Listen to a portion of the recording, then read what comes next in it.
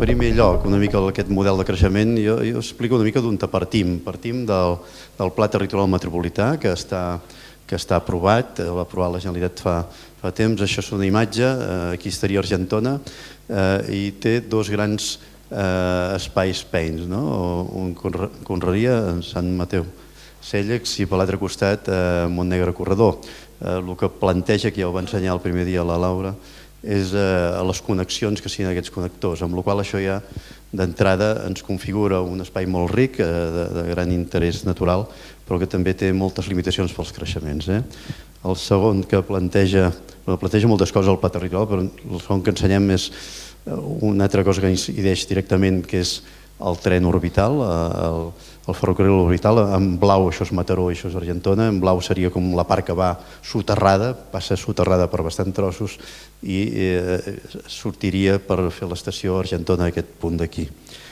I la tercera cosa que planteja, hi ha uns plànols també d'autovies i de més que jo no ensenyaré perquè són les existents, però la tercera cosa que planteja el pla territorial és el creixement d'aquesta zona, en què marca això com uns continus urbans, un és Mataró i l'altre és Argentona. Ja fixa, com si pels nuclis petits, uns criteris de creixement, però aquí diu que això és un nou centre de polaritat, bàsicament agafat amb el tema de l'estació del tren orbital. És un tema que anirà per llarg, però en qualsevol cas el POUM l'ha de contemplar, i el POUM també és un tema que hauria de plantejar temes a llarg termini. Nosaltres estem plantejant com si un POUM amb visió de l'any 2030, per partir d'alguna cosa 15 anys més. Compteu que l'actual porta des de l'any 84 vigent. Llavors què planteja aquí? Planteja que diu, a part del que ja hi havia qualificat l'any 87,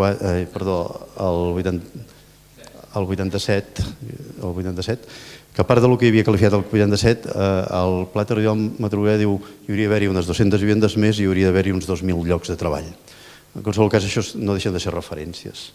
Si fem les referències que vam fer nosaltres l'altre dia, que ho va explicar en Pere Lleonard, també anem amb creixements que des d'un creixement mínim, si es manté una mica l'estructura aquesta de la crisi actual o una mitjana o una més alta, aniríem a aquests estaments de població de 3.000 o 5.000 habitants més a 20 anys vista, que el que ens donaria són unes 500, entre 500 i 1.000 vivendes, 500 mínim, 1.000 un màxim.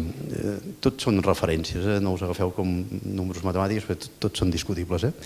Si agaféssim, no sé, números, per exemple, de l'anterior POUM, anava a números una mica més elevats que aquests, però són semblants. En qualsevol cas, si fem un anàlisi del que hi ha, això és a la vila, això és la part on estem ara, a la part molt central, on hi ha també l'església i de més, la plaça, i això són els creixements que hi ha hagut. Però si ens fixem els creixements que hi ha hagut els últims 20 anys, això són parcel·les, no són cases, vull dir que fa més imatge, però els últims 20 anys ha crescut tot això, per tant, estem parlant d'unes certes dimensions. Jo tot ho dono com a referència i el que posem és una mica a reflexió, això.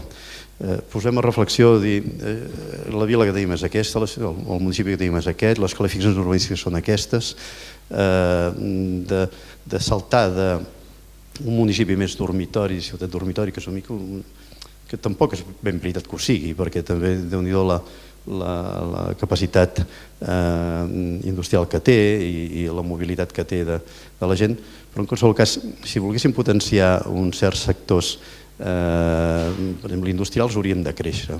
Si volguéssim algun sector econòmic. I per tant, les peces que estaríem posant sobre la taula, que també van sortir l'altre dia i que també torno a posar a reflexió, és la possibilitat de créixer al nord, per exemple, de l'industrial nord, amb sector industrial. Els blaus són industrials, això és industrial nord, i per tant, una peça que semblaria que és possible entrar en joc seria aquesta, o si estéssim parlant de terrenys residencials, hi ha el Collell, i després de Baró de Viver, jo no recordo com se diu aquestes finques, però hi hauria una peça que es podria entrar, o si no el Cros, que està aquí baix. Vull dir que són les peces que pels propers 20 anys podrien incorporar-se al POUM o no, en qualsevol cas. Hem barrejat les dues coses, model de creixement i aquestes possibilitats de creixement, perquè al final els models també venen molt condicionats pel territori que tenim i per lo que estimem. Vull dir que d'alguna manera creixements significa, en aquest cas, uns terrenys que en aquest moment són agrícoles, tot i que tenen passar-los a industrials o no. Vull dir que, d'alguna manera, els models no són models abstractes, sinó són models molt referenciats al propi territori. Aquesta és la primera pregunta que posem i la reflexió que posem sobre la taula, que vindria a ser una mica en resum de quin és el sentiment o el sentit d'aquest model de ciutat o cap a on hauria d'anar evolucionant el municipi. I el segon tema que portaríem sobre la taula també, i que també s'ha parlat i que també ens agradaria que fos una mica el resum, és sobre el que ja tenim fet, sobre el que ja ha construït. Nosaltres diem que el municipi, ja s'ha discutit diverses vegades, s'ha de dinamitzar a través de potenciar temes com, per exemple, el comerç. Però en qualsevol cas el que té és una certa renovació o rehabilitació del que ha construït. Començo per lo més fàcil. Amb les urbanitzacions de fora, que són aquestes marcades, Ginesteres i totes les urbanitzacions de Can Barrau, de Can Ferretés, Camp Curi, això són urbanitzacions, que es passa la imatge, de xalets, estem parlant d'això. El pla actual li dona un volum edificable i és una vivenda per parcel·la. Aquí es va parlar i tornem a posar sobre la taula que la rehabilitació, la renovació d'això per els propers 20 anys podria ser la possibilitat que en alguna d'aquestes cases el que hi tingués interès hi pogués haver-hi, encara que sigui la mateixa edificabilitat, però hi pogués viure fins a 2 famílies, allò de la gent que es va fent gran, que cada vegada vivim menys gent en una sola casa i que per tant aquí un senyor que s'ha quedat sol, els fills hi venen a viure o hi viu la filla i per tant comparteixen vivenda o la parteixen i són 2. No estem parlant de plantejar de fer dobles parcel·les, és impossible, estem parlant una mica d'això, d'això i de la possibilitat que aquí pugui haver-hi altres usos com podrien ser, no sé, algú hi posa una peluqueria o hi posa un forn de pa o hi posa algun tipus de botiga. Això és el més fàcil, ja n'hem parlat i més o menys sembla que hi havia un cert consens amb això. Més coses de renovació que es va sortir sobre la taula i que els tornem a posar sobre la taula si podem arribar a uns certs consensos. Què passa ja no amb aquestes xalets, sinó amb les cases aquestes de principi de segle, aquestes cases més grans, no sé si les veieu, les que teniu totes que tenim aquí darrere, que n'hi ha moltes que també estan qualificades com d'unifamiliar, estem parlant d'aquestes cases grans, no? Què passarà en els propers anys d'aquestes cases grans que segurament s'han de rehabilitar i cada vegada hi viu menys gent? No és que hi viu menys gent, en algunes igual hi viu molta més gent, però els nuclis familiars van reduint, i anem a la possibilitat que aquí, en comptes d'anar-hi ja no una família, mantenim una mica les edificabilitats, però aquí pogués haver-hi un ús més plurifamiliar, vull dir que això es pogués partir en 2, inclús en 3, en funció de la mida que té, o inclús en 4 habitatges, que també va sortir l'altre dia i ho tornem a plantejar. I, per tercer lloc, hem parlat de les urbanitzacions, hem parlat de les parts aquestes de les vivendes de principi de segle, de tota la vida, i el tercer és la vila, el centre més urbà. Aquí els temes és com dinamitzem i com evoluciona el centre. Un dels temes que va sortir i que hi va haver-hi una certa dispersió és aquesta possibilitat d'un eix comercial que ja s'ha discutit diverses vegades des de l'antiga Velcro fins a Can Doro amb la plaça de Vendre. La possibilitat de fer servir això com a motiu o com a catalitzador de la renovació del tema comercial. Això anava lligat una mica, que va sortir també per aquí, la possibilitat d'ubicar el mercat o a la plaça de Vendre o ubicar el mercat a l'antiga Velcro. I a part d'això, ho deixem obert, la possibilitat d'operacions en altres llocs. Bàsicament estem parlant d'operacions també d'aparcament. Vull dir que quan nosaltres parlem d'aquí baix estaria la zona esportiva, aquí les vivendes del Mopo, davant de la zona esportiva les vivendes del Mopo, aquí hi ha una peça gran, també en l'anterior pla es va parlar, a l'altre costat que hi ha una casa de pagès encara, al costat del torrent, de Tossa. Aquí hi hauria opcions d'aparcament, com podria haver-hi opcions d'aparcament opcions obertes en el sentit de que en alguns casos hem fet, com per exemple que tothom ha de fer quan fa pisos aparcaments un per pis, en alguns llocs que hi ha opcions demanem que en comptes n'hi hagi un per pis n'hi hagi dos o hi hagi més densitats, però plantegem la possibilitat que aquestes peces, l'altre és al costat del cementiri, encara hi ha unes naus industrials bastant en desús, per això hi ha poca utilització, o al costat del CAP, que en aquest moment van quedar buits els barracons que hi havia al costat.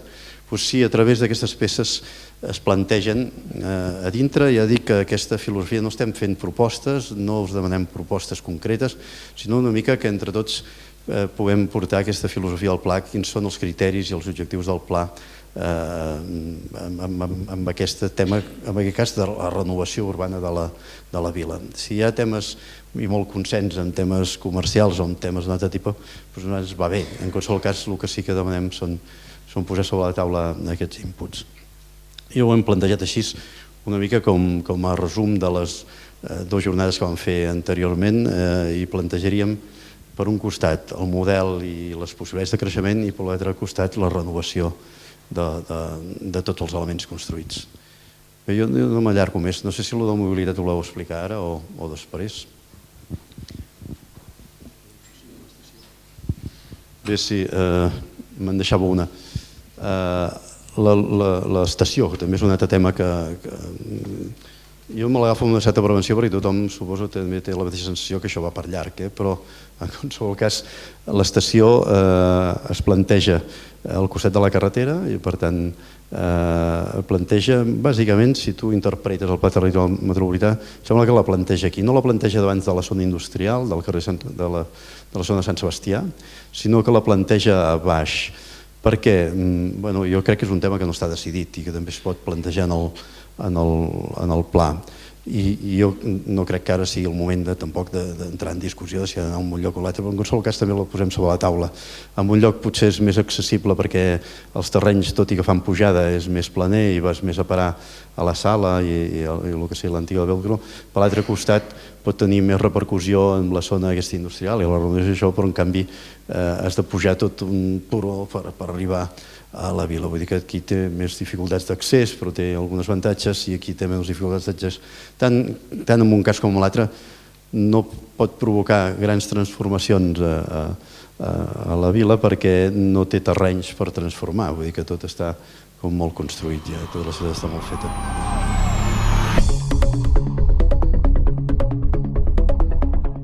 La xarxa de vianants, el que hem detectat són mancances d'accessibilitat a bona part dels vials del nucli urbà.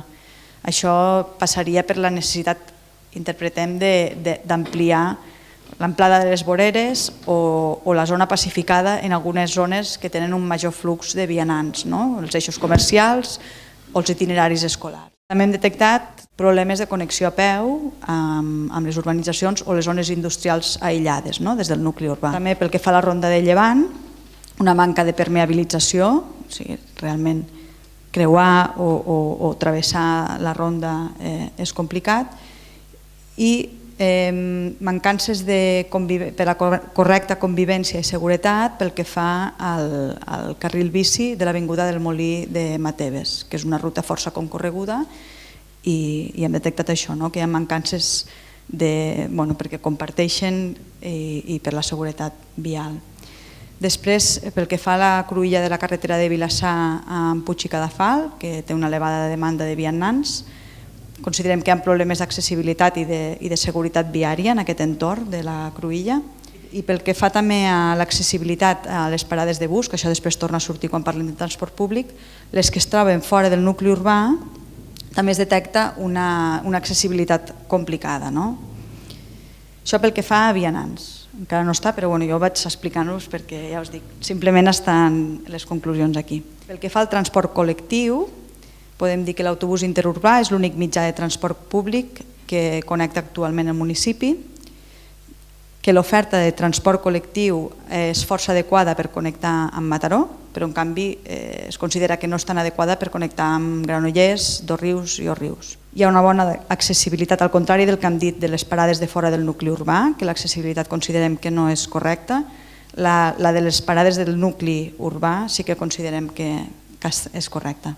Pel que fa a la bicicleta, es detecta un escàs ús de la bicicleta com a mode de transport quotidià. De fet, una mica el que volíem era suportar aquesta diagnosi amb evidentment, sou una mostra de la ciutadania d'Argentona, però ja queda molt clar com us moveu, bàsicament amb cotxe. Una senyora deia quan ha entrat, si no tens cotxe no pots moure't, no, Argentona? I a peu entenc que el que és més el nucli urbà. El que és transport públic, hi ha una connexió, un noi connecta amb el tren i en bicicleta dues persones han marcat. I que això és molt clara, aquesta radiografia, i suporta el que hem analitzat. Per tant, els casos de la bicicleta principalment considerem que és perquè hi ha una manca de connexió que no afavoreix l'ús de les urbanitzacions, a part dels pendents, les urbanitzacions, les zones industrials, el nucli urbà, i a part hi ha pocs carrils bici, per no dir inexistència de carrils bici en gairebé tot el municipi, excepte l'avinguda del Molí Mateves, que és on hi ha la convivència que parlàvem abans. En canvi, sí que hi ha una oferta de rutes ciclables d'oci i de lleure al municipi, però l'aparcament, per exemple, és gairebé inexistent, és molt escàs l'aparcament per a bicicletes. Pel que fa a vehicles, no es detecten problemes de saturació a la xarxa viària, els vials amb una major densitat de trànsit coincideixen amb la xarxa interurbana. És millorable l'accessibilitat del municipi a les carreteres C60 i C32 i s'està treballant i s'està estudiant com millorar la circulació en vehicle per dins del nucli urbà per garantir l'accessibilitat i la seguretat viària. Això és perquè també s'està fent el pla de mobilitat d'Argentona. I després hi ha l'última xarxa d'itineraris, que no és xarxa d'itineraris, sinó que fa referència a la reserva d'espai per aparcament. I llavors dir que cal tenir en compte l'índex de motorització i com ens movem a l'hora de preveure les reserves d'aparcament a fora de la via pública, que hi ha problemes d'aparcament al centre, això ja ha sortit a les diferents sessions que hem anat fent, sobretot a l'entorn de la zona comercial i de serveis, que hi ha l'existència de la limitació horària en les places d'aparcament i que de la zona comercial en una elevada ocupació i rotació, i per últim l'elevada oferta d'aparcament a les urbanitzacions fora de la calçada, però en canvi en la configuració que hi ha actual i els vials que hi ha en doble sentit dificulta l'aparcament fora de la calçada. Llavors, bàsicament això, ja us dic, no ho he vist, però eren les conclusions. Són les conclusions d'un estudi de mobilitat previ, o sigui que és l'abans, i que el trobareu penjat a la pàgina web i on s'analitza això, i en molt més detall totes aquestes xarxes itineraris que us hem expressat. Pel que fa a la dinàmica de mobilitat, en principi, com que no hi ha propostes concretes i per tant hem recollit com us moveu per a fer les diferents gestions al municipi, no hi hauria una taula de debat de mobilitat en si, sinó que ja de cara a la següent presentació, a la inicial, ja es podria tractar aquest tema.